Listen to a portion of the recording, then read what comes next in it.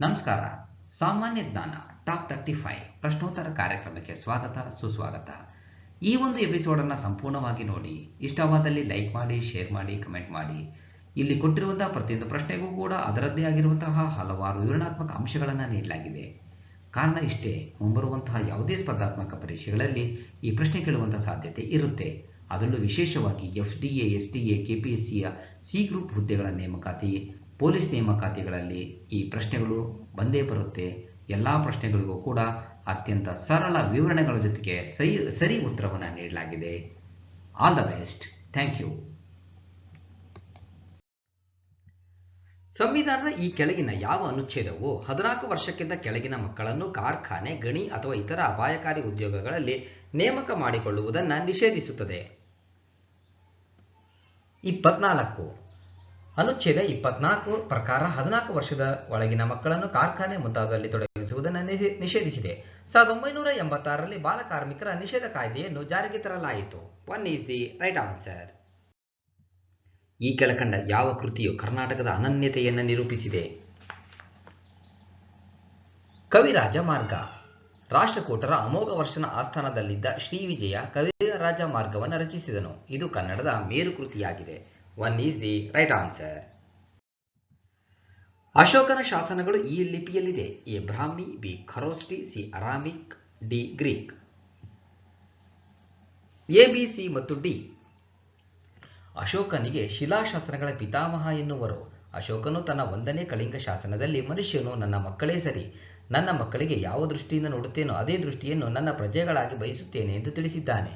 So ಇವನ ಶಾಸನಗಳು ಎಲ್ಲ ಲಿಪಿಗಳಲ್ಲೂ ಕೂಡ ಕಂಡುಬರುತ್ತವೆ, ಅಂದರೆ ಕೊಟ್ಟಿರುವಂತಹ 4 ಲಿಪಿಗಳಲ್ಲಿ. 3 ಈಸ್ ದಿ ರೈಟ್ ಆನ್ಸರ್. ಭಾರತದ ಸಂವಿಧಾನ ಯಾವ ಕಲಮು ಹೀಗೆಂದು ನಿರ್ದೇಶಿಸುತ್ತದೆ: ರಾಜ್ಯವು ಪರಿಸರದ ಸಂರಕ್ಷಣೆ ಮತ್ತು ಅಭಿವೃದ್ಧಿಗೆ ಪ್ರಯತ್ನಿಸಬೇಕು ಹಾಗೂ ದೇಶದಲ್ಲಿನ ಅರಣ್ಯಗಳು ಮತ್ತು ವನ್ಯಜೀವನವನ್ನು ರಕ್ಷಣೆ ಮಾಡಬೇಕು. ಕಲಂ 48A. ಕಲಂ 48A ಪರಿಸರವನ್ನು ರಕ್ಷಿಸಲು ಮತ್ತು ಸುಧಾರಿಸಲು, ಅರಣ್ಯ ಮತ್ತು ವನ್ಯಜೀವಿಗಳನ್ನು ಕಾಪಾಡಲು ತಿಳಿಸುತ್ತದೆ. 1 ಈಸ್ ದಿ ರೈಟ್ ಆನ್ಸರ್. ಲೋಕಸಭೆಯ ಸಭಾಧ್ಯಕ್ಷರನ್ನು ಅಧಿಕಾರದಿಂದ ತೆಗೆದುಹಾಕುವುದು ಹೀಗೆ: ಸದನದ ಎಲ್ಲ ಸದಸ್ಯರ ಬಹುಮತದಿಂದ ಠರಾವನ್ನು ಅಂದರೆ ನಿರ್ಣಯವನ್ನು ಹೊರಡಿಸುವುದರಿಂದ. ಸಂವಿಧಾನದ ವಿಧಿ 93ರ ಪ್ರಕಾರ ಲೋಕಸಭಾ ಅಧ್ಯಕ್ಷರನ್ನು ಆಯ್ಕೆ ಮಾಡಲಾಗುತ್ತದೆ. ಲೋಕಸಭೆಯಲ್ಲಿ ಆಗಿನ ಎಲ್ಲಾ ಸದಸ್ಯರ ಬಹುಮತದಿಂದ ಸಭಾ ಅಧ್ಯಕ್ಷರನ್ನು ತೆಗೆದುಹಾಕಬಹುದು. ನಿರ್ಣಯವನ್ನು ಮಂಡಿಸುವ 14 ದಿನಗಳ ಮೊದಲು ನೋಟಿಸ್ ಅನ್ನು ನೀಡಿ ನಿರ್ಣಯವನ್ನು ಮಂಡಿಸತಕ್ಕದ್ದು. 4 ಈಸ್ ದಿ ರೈಟ್ ಆನ್ಸರ್. ನೊಳಂಬವಾಡಿಗೊಂಡ ಮತ್ತು ತಲಕಾಡುಗೊಂಡ ವಿಶೇಷಣಗಳು ಈ ಕೆಳಗಿನವರಲ್ಲಿ ಯಾರ ನಾಣ್ಯದ ಮೇಲೆ ಕಂಡುಬಂದಿವೆ? ಬಿಟ್ಟಿದೇವ. ಹೊಯ್ಸಳ ವಂಶದ ಸ್ಥಾಪಕ ಸ್ಥಳ. ಹೊಯ್ಸಳರ ಶ್ರೇಷ್ಠ ರಾಜ ವಿಷ್ಣುವರ್ಧನ. ಇವನಿಗೆ ಬಿಟ್ಟಿದೇವ ಅಂತಲೂ ಕರೆಯಲಾಗುತ್ತದೆ. ಈತನು ಚೋಳರಿಂದ ಗಂಗವಾಡಿಯನ್ನು ಗೆದ್ದು ತಲಕಾಡುಗೊಂಡ ಎಂಬ ಬಿರುದು ಪಡೆದನು. 2 ಈಸ್ ದಿ ರೈಟ್ ಆನ್ಸರ್. ಇವುಗಳಲ್ಲಿ ಸರಿಯಾದ ಹೇಳಿಕೆಗಳನ್ನು ಗುರುತಿಸಿ. ಎ, ಭಾರತದ ಮುಖ್ಯ ನ್ಯಾಯಾಧೀಶರು 6 ವರ್ಷಗಳು ಅಥವಾ ಅವರು 65 ವರ್ಷ ವಯಸ್ಸನ್ನು ಹೊಂದಿರುವವರೆಗೂ ಅಧಿಕಾರದಲ್ಲಿರಬಹುದು. ಬಿ, ಸಂಸತ್ತಿನ ಶಿಫಾರಸಿನ ಮೇರೆಗೆ ರಾಷ್ಟ್ರಾಧ್ಯಕ್ಷರು ಸರ್ವೋಚ್ಚ ನ್ಯಾಯಾಲಯದ ನ್ಯಾಯಾಧೀಶರನ್ನ ಅಧಿಕಾರದಿಂದ ತೆಗೆದುಹಾಕಬಹುದು. ಬಿ ಮಾತ್ರ ಸರಿ. ಸರ್ವೋಚ್ಚ ನ್ಯಾಯಾಲಯದ ಮುಖ್ಯ ನ್ಯಾಯಾಧೀಶರ ಅವಧಿಯು ಅವರಿಗೆ 65 ವರ್ಷ ಮುಗಿಯುವವರೆಗೆ ಆಗಿರುತ್ತದೆ. ಆದರೆ ರಾಷ್ಟ್ರಪತಿಗಳು ವಿಧಿ 124 ಉಪವಿಧಿ 4ರ ಪ್ರಕಾರ ಅವರಿಗೆ ಯಾವಾಗ ಬೇಕಾದರೂ ಹುದ್ದೆಯಿಂದ ತೆಗೆದುಹಾಕಬಹುದು. 2 ಈಸ್ ದಿ ರೈಟ್ ಆನ್ಸರ್. ಪ್ರಸಿದ್ಧ ಜೈನ ಪಂಡಿತನಾದ ಜಿನಸೇನನು ಈ ಕೆಳಗಿನ ಯಾವ ದೊರೆಯ ಆಸ್ಥಾನದಲ್ಲಿದ್ದನು? ಅಮೋಘ ವರ್ಷ. ರಾಷ್ಟ್ರಕೂಟರ ದೊರೆ 3ನೇ ಗೋವಿಂದನ ನಂತರ ಅಮೋಘ ವರ್ಷನು ಅಧಿಕಾರಕ್ಕೆ ಬಂದನು. ಅವನ ಆಸ್ಥಾನದಲ್ಲಿ ಜಿನಸೇನನು ಆಧ್ಯಾತ್ಮಿಕ ಗುರುವಾಗಿದ್ದನು. ಜಿನಸೇನನು ಹರಿವಂಶ ಹಾಗೂ ಆದಿಪುರಾಣ ಗ್ರಂಥಗಳನ್ನು ರಚಿಸಿದ್ದಾನೆ. 1 ಈಸ್ ದಿ ರೈಟ್ ಆನ್ಸರ್. ಈ ಕೆಳಗಿನ ಯಾವುದು ಕೇಂದ್ರ ಸೂಚಿಯ ವ್ಯಾಪ್ತಿಯೊಳಗೆ ಸೇರಿಲ್ಲ? ಸಾರ್ವಜನಿಕ ಆರೋಗ್ಯ. 246ನೇ ವಿಧಿ ಅನ್ವಯ ಈ ವಿಷಯಗಳನ್ನು 3 ಪಟ್ಟಿಯನ್ನಾಗಿ ವಿಂಗಡಿಸಿದೆ. ಮೊದಲ ಪಟ್ಟಿ ಕೇಂದ್ರ ಸರ್ಕಾರ, 2ನೇ ಪಟ್ಟಿ ರಾಜ್ಯ ಸರ್ಕಾರ, 3ನೇ ಪಟ್ಟಿ ಸಮವರ್ತಿ ಪಟ್ಟಿ.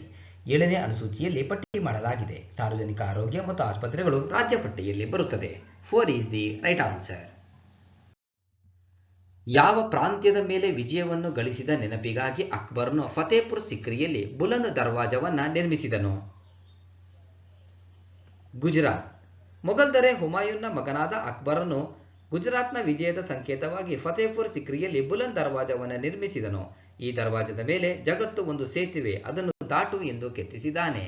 1 ಈಸ್ ದಿ ರೈಟ್ ಆನ್ಸರ್. ರಾಜ್ಯಸಭೆಯನ್ನು ಕುರಿತಂತೆ ಈ ಕೆಳಗಿನ ಯಾವ ಹೇಳಿಕೆಗಳು ಸರಿಯಾಗಿದೆ?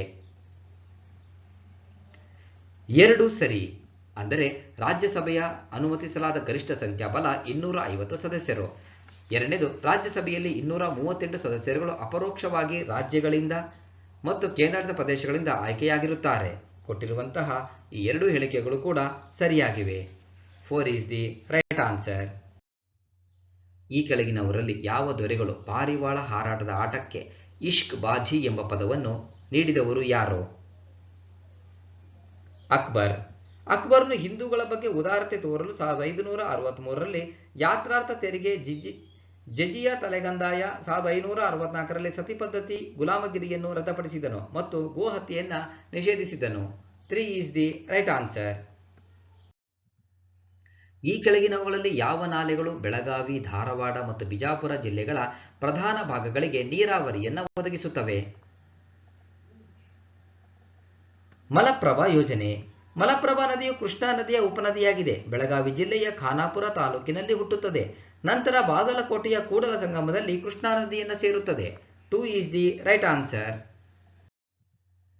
ಈ ಕೆಳಗಿನ ಹೇಳಿಕೆಗಳನ್ನು ಉತ್ತರ ಭಾರತದ ಚಳಿಗಾಲದ ಋತುಮಾನದಲ್ಲಿ ಶೀತದ ಅಲೆಗಳಿಗೆ ಸಂಬಂಧಿಸಿದಂತೆ ಪರಿಗಣಿಸಿ. A.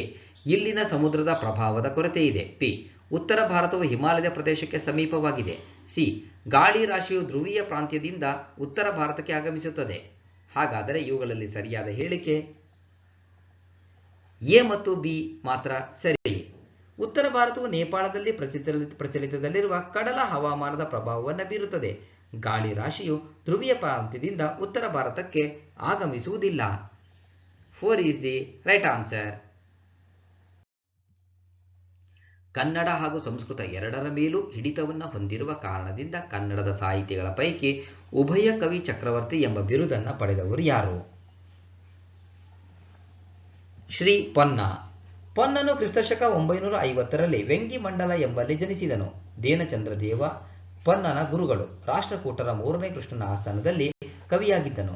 ರತ್ನಾತ್ರಯರಲ್ಲಿ 2ನೇಯವನು. 2 is the right answer.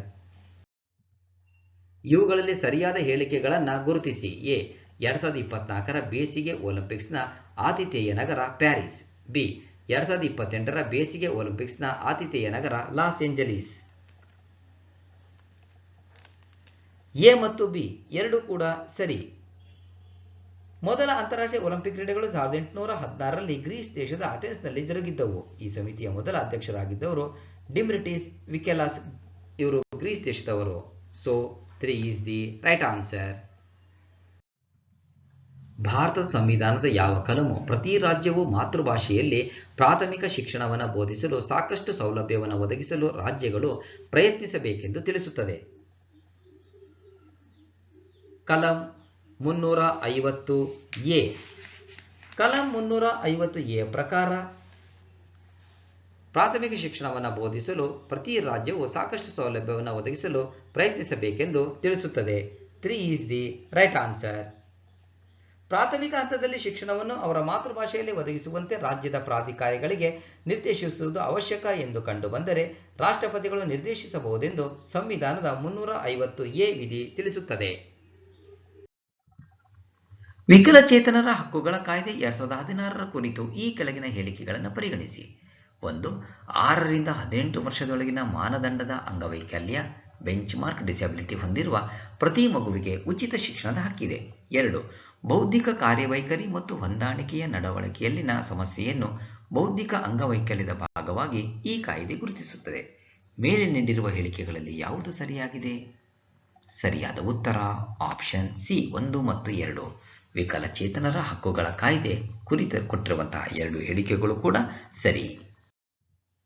All India Trade Union Congress ಎಂದು ರಚನೆಯಾಯಿತು? 1920. 31 ಅಕ್ಟೋಬರ್ 1920ರಲ್ಲಿ All India Trade Union Congress Lala Lajpat Rai ರವರಿಂದ ಬಾಂಬೆನಲ್ಲಿ ಸ್ಥಾಪಿಸಲ್ಪಟ್ಟಿತು. 2 ಈಸ್ ದಿ ರೈಟ್ ಆನ್ಸರ್. ಮುಂಬಯಿಯಿಂದ ಥಾಣೆಯವರೆಗೆ 34 ಕಿಲೋಮೀಟರ್ ಉದ್ದದ ರೈಲು ದಾರಿಯಲ್ಲಿ ಮೊದಲಿಗೆ ರೈಲು ಬಂಡಿ ಓಡಾಡಲು ಪ್ರಾರಂಭವಾದ ವರ್ಷ 1853. ಲಾರ್ಡ್ ಡಲ್ಹೌಸಿ ಗವರ್ನರ್ ಜನರಲ್ ಇದ್ದಾಗ ಭಾರತದಲ್ಲಿ ಮೊದಲ ಬಾರಿಗೆ ಅಂದರೆ 1853 ಏಪ್ರಿಲ್ 16ರಂದು ಮುಂಬೈನಿಂದ ಥಾಣಾವರೆಗೆ 34 ಕಿಲೋಮೀಟರ್ ರೈಲು ಸಂಪರ್ಕವನ್ನು ಕಲ್ಪಿಸಲಾಯಿತು. One is the right answer. 1938ರಲ್ಲಿ ಭಾರತೀಯ ರಾಷ್ಟ್ರೀಯ ಕಾಂಗ್ರೆಸ್ನಿಂದ ಸ್ಥಾಪಿತವಾದ ರಾಷ್ಟ್ರೀಯ ಯೋಜನಾ ಮಂಡಳಿಯ ಮೊಟ್ಟ ಮೊದಲ ಅಧ್ಯಕ್ಷರು ಯಾರು? ಜವಾಹರಲಾಲ್ ನೆಹರು. 1938ರಲ್ಲಿ ಭಾರತೀಯ ರಾಷ್ಟ್ರೀಯ ಕಾಂಗ್ರೆಸ್ನಿಂದ ಸ್ಥಾಪಿತವಾದ ರಾಷ್ಟ್ರೀಯ ಯೋಜನಾ ಮಂಡಳಿಯ ಮೊಟ್ಟ ಮೊದಲ ಅಧ್ಯಕ್ಷರಾಗಿದ್ದವರು Jawaharlal Nehru. One is the right answer. ಭಾರತಕ್ಕಾಗಿ ಜನತೆಯ ಯೋಜನೆಯನ್ನು 1944ರಲ್ಲಿ ಯಾರು ನಿರೂಪಿಸಿದರು? ಎಂ.ಎನ್. ರಾಯ್. ಎಂ.ಎನ್. ರಾಯ್ರವರು 1944ರಲ್ಲಿ ಜನತೆಯ ಯೋಜನೆಯನ್ನು ರೂಪಿಸಿದರು. ಇವರು ಕೃಷಿ ಮತ್ತು ಕೈಗಾರಿಕೆಗಳಿಗೆ ಸಮಾನ ಪ್ರಾಮುಖ್ಯತೆ ನೀಡಿದರು. 2 ಈಸ್ ದಿ ರೈಟ್ ಆನ್ಸರ್. ಈ ಕೆಳಗಿನವುಗಳಲ್ಲಿ ಭಾರತದಲ್ಲಿ ಪ್ರಧಾನ ಖಾರಿಫ್ ಬೆಳೆ ಅಲ್ಲ. ಗೋಧಿ. ಖಾರಿಫ್ ಬೆಳೆಗಳು ಭತ್ತ, ರಾಗಿ, ಹತ್ತಿ, ಸೆಣಬು, ತಂಬಾಕು, ಸಜ್ಜೆ, ಕಬ್ಬು, ಮೆಕ್ಕೆಜೋಳ, ಈರುಳ್ಳಿ, ಸೂರ್ಯಕಾಂತಿ, ತೊಗರಿ ಮುಂತಾದವು. ಖಾರಿಫ್ ಬೆಳೆಗಳನ್ನು ಜೂನ್ ಜುಲೈನಲ್ಲಿ ಬಿತ್ತನೆ ಮಾಡಿ ಸೆಪ್ಟೆಂಬರ್ ಅಕ್ಟೋಬರ್ನಲ್ಲಿ ಕಟಾವು ಮಾಡುವರು. So 2 is the right answer. ವಾಜಪೇಯಿಯವರು 1977ರಲ್ಲಿ ಹಿಂದಿಯಲ್ಲಿ ವಿಶ್ವಸಂಸ್ಥೆಯ ಸಾಮಾನ್ಯ ಸಭೆಯನ್ನುದ್ದೇಶಿಸಿ ಭಾಷಣ ಮಾಡಿದ್ದು ವಿದೇಶಾಂಗ ವ್ಯವಹಾರಗಳ ಮಂತ್ರಿಯಾಗಿ. 1977ರಲ್ಲಿ ಮೊರಾರ್ಜಿ ದೇಸಾಯಿ ನೇತೃತ್ವದ ಸರ್ಕಾರದಲ್ಲಿ ವಿದೇಶಾಂಗ ಸಚಿವರಾಗಿ ಕಾರ್ಯನಿರ್ವಹಿಸಿದ ಸಂದರ್ಭದಲ್ಲಿ ವಾಜಪೇಯಿಯವರು ವಿಶ್ವಸಂಸ್ಥೆಯಲ್ಲಿ ಹಿಂದಿಯಲ್ಲಿ ಭಾಷಣ ಮಾಡಿದ ಮೊದಲಿಗರೆನಿಸಿದ್ದಾರೆ.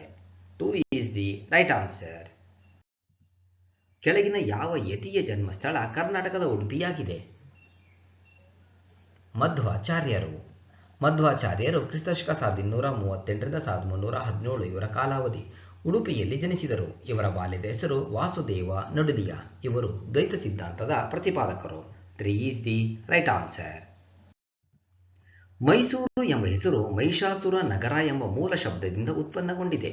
ಈ ಮಹಿಷಾಸುರ ಎಂಬ ರಕ್ಕಸನನ್ನು ಧ್ವಂಸ ಮಾಡಿದ್ದು ದೇವಿ ಚಾಮುಂಡಿ.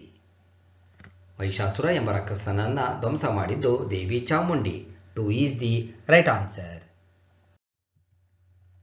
ಗಿರೀಶ್ ಕಾರ್ನಾಡರ ಚೊಚ್ಚಲ ಚಲನಚಿತ್ರ ಸಂಸ್ಕಾರ ಯಾರ ಕಾದಂಬರಿಯನ್ನು ಆಧರಿಸಿದ್ದು? ಯು.ಆರ್. ಅನಂತಮೂರ್ತಿ. ಗಿರೀಶ್ ಕಾರ್ನಾಡರ ಚೊಚ್ಚಲ ಚಲನಚಿತ್ರ ಸಂಸ್ಕಾರ ಗಿರೀಶ್ ಕಾರ್ನಾಡರ ನಟನೆಯ ಈ ಕಾದಂಬರಿಯನ್ನು ಬರೆದಿದ್ದು ಯು.ಆರ್. ಅನಂತಮೂರ್ತಿ. ಇವರು ಜ್ಞಾನಪೀಠ ಪ್ರಶಸ್ತಿ ವಿಜೇತರು. 2 ಈಸ್ ದಿ ರೈಟ್ ಆನ್ಸರ್. ಯಾವ ವರ್ಷದಲ್ಲಿ 42ನೇ ತಿದ್ದುಪಡಿ ಕಾಯ್ದೆಯು ಮೂಲಭೂತ ಕರ್ತವ್ಯಗಳಿಗೆ ಸಂಬಂಧಿಸಿದ ಹೊಸ ಅಧ್ಯಾಯವನ್ನು ಸಂವಿಧಾನದಲ್ಲಿ ಅಳವಡಿಸಿಕೊಂಡಿದೆ? 1976. 42ನೇ ತಿದ್ದುಪಡಿಯನ್ನು 1976ರಲ್ಲಿ ಮಾಡಲಾಯಿತು. ಈ ತಿದ್ದುಪಡಿಯ ಮೂಲಕ ಸಮಾಜವಾದಿ, ಜಾತ್ಯತೀತ ಹಾಗೂ ಐಕ್ಯತೆ ಎಂಬ ಪದಗಳನ್ನು ಸಂವಿಧಾನದಲ್ಲಿ ಸೇರಿಸಲಾಯಿತು. 2 is the right answer. Mobile ಸಂವಹನದಲ್ಲಿ ಬಳಸುವ ವಿದ್ಯುತ್ ಕಾಂತೀಯ ಅಲೆಗಳು ಮೈಕ್ರೋವೇವ್ಗಳು ಅಂದರೆ ಸೂಕ್ಷ್ಮ ತರಂಗಗಳು. ಮೈಕ್ರೋವೇವ್ಗಳನ್ನು ಉಪಯೋಗಿಸಿ ಮೊಬೈಲ್ ಸಂವಹನದಲ್ಲಿ ವಿದ್ಯುತ್ ಕಾಂತೀಯ ಅಲೆಗಳಾಗಿ ಬಳಸಲಾಗುತ್ತದೆ. 4 ಈಸ್ ದಿ ರೈಟ್ ಆನ್ಸರ್. ಇವುಗಳಲ್ಲಿ ಸರಿಯಾದ ಹೇಳಿಕೆಗಳನ್ನು ಗುರುತಿಸಿ. ಎ. ಭೂಮಿಯು ತನ್ನ ಅಕ್ಷದ ಮೇಲೆ ಪಶ್ಚಿಮದಿಂದ ಪೂರ್ವಕ್ಕೆ ಪರಿಭ್ರಮಿಸುತ್ತದೆ. ಬಿ. ಅಧಿಕ ಉಷ್ಣಾಂಶದ ಸೂಪರ್ ಕಂಡಕ್ಟರ್ಗಳನ್ನು ಸೆರಾಮಿಕ್ ಪದಾರ್ಥದಿಂದ ತಯಾರಿಸಲಾಗುತ್ತದೆ. ಹಾಗಾದರೆ ಸರಿಯಾದ ಉತ್ತರ ಎ ಮತ್ತು ಬಿ. ಕೊಟ್ಟಿರುವಂತಹ ಎರಡು ಹೇಳಿಕೆಗಳು ಕೂಡ ಸರಿಯಾಗಿದೆ. 3 ಈಸ್ ದಿ ರೈಟ್ ಆನ್ಸರ್. ಒಂದು ಗೊತ್ತಾದ ಆಹಾರ ಸರಪಳಿಗೆ ಸೇರಿದ ಈ ಕೆಳಗಿನ ಯಾವ ಜೀವಿಯ ದೇಹದಲ್ಲಿ ಅಪಾಯಕಾರಿ ರಾಸಾಯನಿಕವು ಹೆಚ್ಚಿನ ಪ್ರಮಾಣದಲ್ಲಿ ಇರುತ್ತದೆ? ಮಿಂಚುಳ್ಳಿ.